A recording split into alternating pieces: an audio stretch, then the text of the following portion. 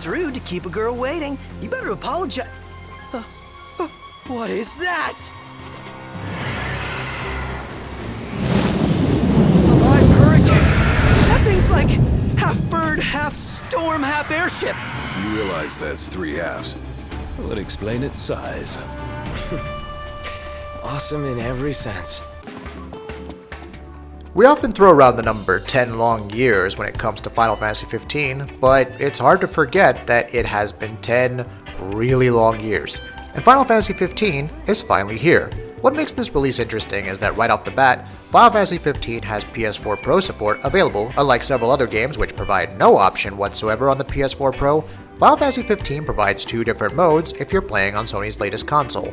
For a game that's been under development for so long, it's indeed a pleasant surprise that Square Enix are supporting a new SKU. Those of you who own a 4K TV set might want to play the game in PS4 Pro's High mode, which offers a higher resolution than both the Lite mode and base PS4 version. In this mode, the game runs at 1800p and then uses checkerboard rendering to run the final image at 4K resolution. Of course, and you knew this was coming, this is not native 4K, but there is a remarkable difference compared to the base version. However, the frame rate is capped at 30 FPS, along with very few slowdowns during combat sequences. So you have a 4K television, then this is the mode that you need to play Final Fantasy XV on. Next up is the Lite mode. In this mode, the game's engine renders the game at 1080p and 30 frames per second, and drops some of the visual effects to deliver an overall better performance. At this point in time, we're assuming that the Lite mode is not actually running as it should be. Square Enix plans to patch the game to support an unlocked frame rate, which in turn may possibly mean a 60 FPS frame buffer, but at the cost of visual fidelity. And we think that the Lite mode may be best suited for this option. As far as the base version goes, we're looking at a dynamic 1080p resolution with the frame rate cap of 30 FPS once again. So overall, it feels like the game has been pretty well optimized, but we honestly can't wait to get our hands on the 1080p and 60 FPS patch whenever it launches.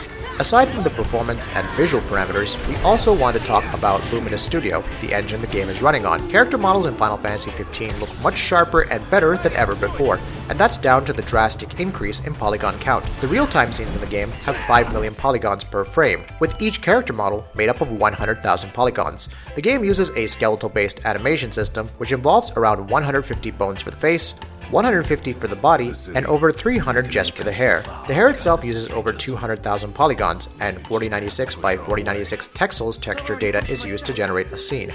These figures put Final Fantasy XV head and shoulders above any previous game in the series. The game's use of aggressive dynamic lighting, along with a full physical-based rendering pipeline and global illumination, drastically improves image quality and lighting. The PS4 Pro version utilizes the Luminous engine to its fullest, which results in better shadow quality, anisotropic filtering, and slightly better draw distances. Praise is also forthcoming for the game's excellent use of post-processing effects, especially in the night, which could result into some spectacular on-screen action.